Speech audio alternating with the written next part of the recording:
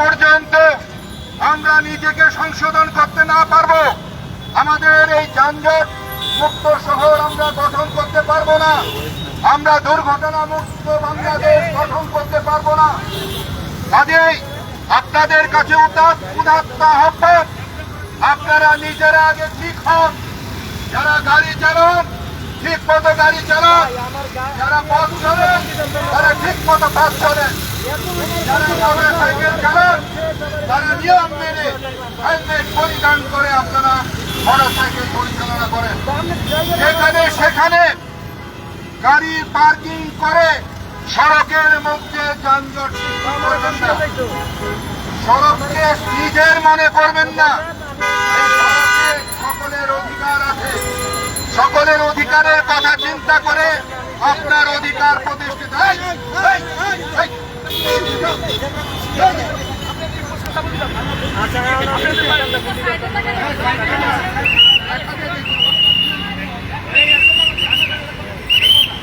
প্রত্যেকের কাছে অনুরোধ, শুধু ট্রাফিক পুলিশ কিংবা নিরাপদ সড়ক চাই, এরা সড়কের নিরাপত্তা বিধান করতে পারবে না, নিয়ম শৃঙ্খলা রক্ষা করতে পারবে না।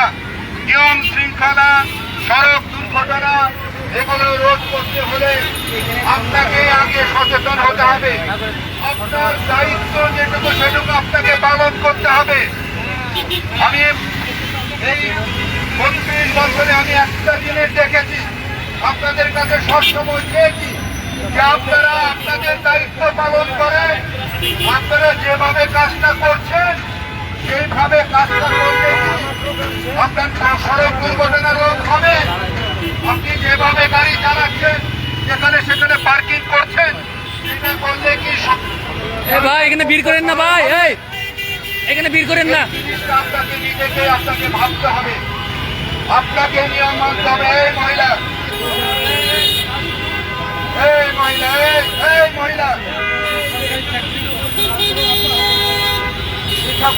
ভাই এখানে ভিড় করেন না, সরেন এখান থেকে, এখানে ভিড় করেন না। সড়ক কিভাবে ব্যবহার করতে হবে সেটা জানে না। আপনি আসেন এদিকে, এখন যদি আপনারা গাড়ি মেরে দিত, গাড়ির দোষ হতো, গাড়ির কোনো দোষ হতো না। কারণ আপনি যেভাবে গাড়ির সঙ্গে সঙ্গে চলতেছেন, সবাই শুধু মনে করে যে গাড়িওয়ালার দোষ। আর গাড়িওয়ালাদেরকে আমি বলবো, যেখানে সেখানে পার্কিং করবেন না, উপযুক্ত ট্রেনিং নিয়ে রাস্তায় গাড়ি চালাবেন এবং ধৈর্য ধারণ করে গাড়ি চালাবেন। অধৈর্যই কিন্তু আপনার যানজট সৃষ্টি প্রধান কারণ। আপনাদেরকে আমি অনুরোধ করব, আপনাদের যার যার দায়িত্ব ভাই এখানে ভিড় করবেন না, আসবেন। সড়কে চলাচল করার জন্য সড়কের নিয়ম কানুন আগে জেনে তারপরে সড়কে আসবে। এই লোক, এই কোথায় যাচ্ছে, কোথায় যাচ্ছে? আমার সামনে দিয়ে এদিকে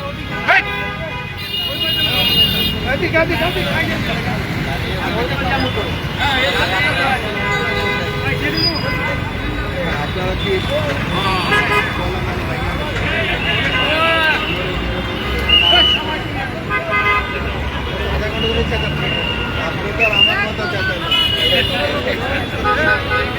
ভাই ভাই পেছনে ভিড় করবেন না, ভাই পেছনে ইয়ে করবেন না।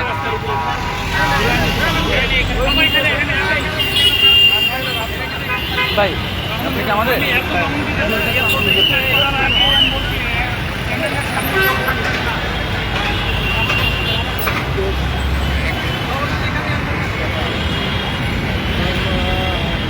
ভাই ঘুম আগে ধরে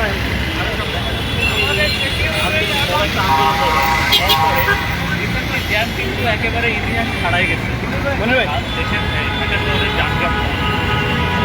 আপনাদের ক্যাম্পেইনের সাথে যানজট নিয়েও যদি কিছু বলেন, কারণ হচ্ছে আগে আপনারা বিভিন্ন কাজের ইয়েতে কাজ করছেন, এই যানজট নিয়ে এখন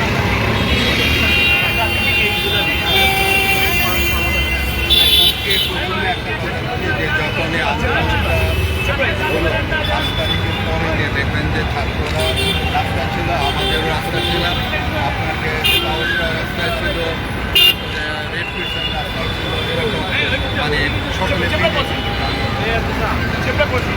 পাশাপাশি কিন্তু এই যে মানে আপনাকে যে সমস্ত গাড়িগুলো ফিটনেস ছিল না, যে সমস্ত গাড়িগুলো চলার জন্য ভয় পাচ্ছিল, তারা কিন্তু রাস্তায় ছিল না। তো যে ধরনের গাড়িও কম ছিল এবং যে সমস্ত চালকদের আপনাকে লাইসেন্স ছিল না, তারাও কিন্তু গাড়ি চালানোর জন্য সাহস করে। কিন্তু এরা কিন্তু আবার ওই আগের জায়গায় যেদিন থেকে ঘোষণা দেওয়া হলো ছাত্ররা চলে যাও, ছাত্ররা চলে গেল এবং ট্রাফিক পুলিশ যে কয়জন আছে তারা রাস্তায় নেমে আসবে। তো ওরা গাড়ির চালক মালিকেরা দেখলো যে আমাদের তো পুরনো বন্ধুদের কাছে তো আমাদের জানাই আছে তার আমার কি আছে, কাকে টাকা দেওয়া দরকার, সে একই অবস্থা আবার। পাশাপাশি আমরাও কিন্তু একটু কষ্ট পেয়ে আপনারা দেখবেন যে তখন কিন্তু স্বরাষ্ট্র মন্ত্রণালয় এবং আরও কয়েকটা মন্ত্রণালয় মিলে সাকাওয়াত হোসেন স্যার এই যে সারা দেশে আমরা কিন্তু ঢাকা বেশ আমাদের সারা দেশে 120টা শাখা। আজকে যদি আপনি ফেসবুকে ঢুকেন আজকেও দেখবেন যে 8-10টা জায়গায় কিন্তু তারা কিন্তু কাজ করছে।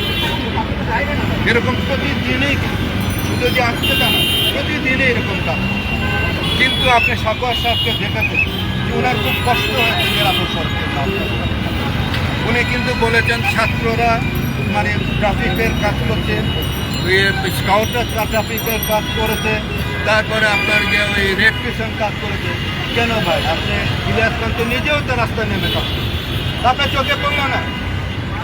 ইলিয়াস কাঞ্চনের এটা তো মিডিয়াতেও আসছে, তা আপনি বললেন না কেন? তো যে কারণের জন্য ছাত্রদের সঙ্গে আমরা উঠে, কিন্তু আসলে দায়িত্ব থেকে আমি আসলে আর এটা যেহেতু এখন আপনার 22শে অক্টোবর নিরাপদ সড়ক দিবস, এই মাসটি হলো গিয়ে আমাদের আমরা প্রত্যেক বছরে আমরা পুরোটা মাস আমরা রাস্তার মধ্যে কাজ করি এবং আমাদের যে সহকর্মীরা যারা আছে তারাও কাজ করে। আপনি অবাক হয়ে যাবেন যে গত বছর শুধুমাত্র আপনার এই নিরাপদ সড়ক দিবসে 1,000 কর্মসূচি। এই যে এই কাজগুলো করি কিন্তু তারপরে কিন্তু কেন জানি বিশ্বাস করেন সবাই আমাদেরকে অ্যাভয়েড করতে চায়। আমি এটা বুঝতে পারি কেন অ্যাভয়েড করতে চায়, কেন আমাদেরকে বাদ দিতে চায়, এটা আমরা আসলে বুঝতে পারি। তো যে কারণের জন্য তারপরে আমি বলবো যে আমাদের দায়িত্ব থেকে আমরা কখনো আমাদের দায়িত্ব এবং আমার যে বুকে রক্তক্ষরণ, যে রক্তক্ষরণের মাধ্যমে আমার মৃত্যুর কারণে আমি দেশবাসীর কথা চিন্তা করে আমার প্রফেশনের কথা চিন্তা না করে যে আমার প্রফেশন কী হবে না হবে সেটা না ভেবে আমি এই মানুষের পাশে দাঁড়িয়েছি সড়ককে নিরাপদ করার জন্য, সড়কের অহেতুক মৃত্যু থেকে মানুষকে রক্ষা করার জন্য। সেটা অব্যাহত থাকবে। সিন্ডিকেটটা কি আপনাকে আপনার সংস্থাকে সরাসরি দূরে রাখতে চায়? এইটা সবসময় গত আগে যে 32 বছরে যত মানে সরকার আসছে তাদের সঙ্গে মিলে পরিবহন সেক্টর থেকে তো আপনারা দেখাবেন যে আমাকে জুতার মালা যখন আমি আইন করতে চেয়েছি, সবচেয়ে অবাক লাগে যে আপনার 2016 সালে আইনের খসড়া আমরা ফাইনাল করেছি, সেই খসড়া আপনার পাস করছিল। 2018 সালে যখন ছাত্ররা রাস্তায় নামতো, ছাত্রদেরকে এমনি রাস্তায় নেমে গেছে, তাদেরকে কি আমরা এত বছর আমরা স্কুলে গিয়ে আমরা তারা বুঝাই নাই? তো যাই হোক, 18 আন্দোলনের পরে আমার যে আইন তৈরি করা সেটাকে বাস্তবায়ন করার পর কারণ কাউকে তো ছবির মধ্যে জুতার মালা দেয় না, ঝাড়ুদের পিটায় নাই, আমাকে পিটায়।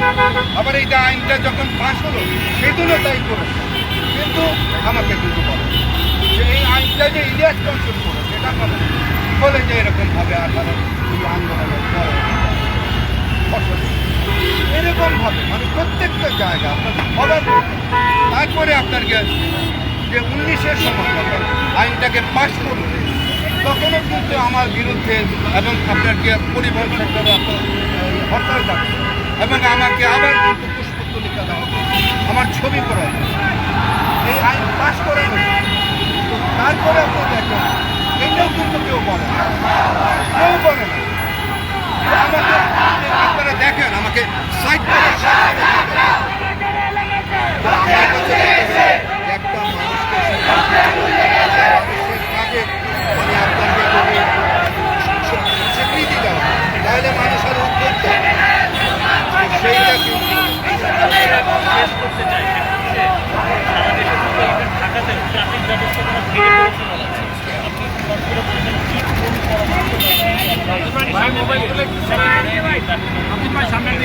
সবচেয়ে বড় জিনিস হলো যে আপনার গিয়ে দেখবেন যে আমরা সবসময় আমরা তো এই যে রাস্তায় নেমে কাজ করি, আপনি এই যে দেখেন রিক্সা করে এই যে দেখেন মোটরসাইকেল, আপনি এই যে মোটরসাইকেল দেখে দিতে আপনার পায়ের রাস্তাটা আগে না, পায়ের রাস্তা যদি অলওয়েজ যদি আপনি ফ্রি থাকেন তাহলে কিন্তু আপনি কাজ করেন। পাশাপাশি কিন্তু আপনাকে দেখবেন যে এই যে এই 5ই অক্টোবরের পরে কিছু দাবি দেওয়া নিয়ে রাস্তায় রয়েছে, প্রত্যেককেই কিন্তু এই আপনাকে এই মুহূর্তে এখানে যেন তারা থাকতে পারে, তাদেরকে যেন পার্কিংয়ের ব্যবস্থা করতে পারে। এইগুলো যদি পার্কিংয়ের জন্য দিয়ে যায় তাহলে তো যানজট কমে যাবে। এবং যত কর্মকাণ্ড আপনি দেখেন সব কিছু কিন্তু আপনাকে মোড়কে আপনারা যদি আপনাকে যানজট না করে এবং আপনি তো এই যে পার্কিং যদি বন্ধ যদি না করে এবং যেখানে সেখানে এই যে একটা গাড়ি রাখার পর এই দেখেন ফাঁকা বসে পুরো রাস্তা গাড়িগুলো আপনি এইটা একটু খেয়াল করে থাকেন যে এই যে আপনার একটু এই যে আপনার ক্লিয়ার না মানে সাইডে না করে রাস্তার মাঝখানে দিয়ে আপনার এতগুলো বাস যদি আপনাকে মূল জায়গাটা যেটা হবে যে ট্রাফিকের যে নিয়মগুলো আছে সেই নিয়মগুলো আপনি যদি না মানান, আপনি যদি না মানানোর চেষ্টা করেন তাহলে আপনি যত প্রতিদিন আপনি ধন্যবাদ ভাই। ক্যামেরা দেখে ও কেমনে আসছে? ভয় পাইতেছে ভয়। দেখেন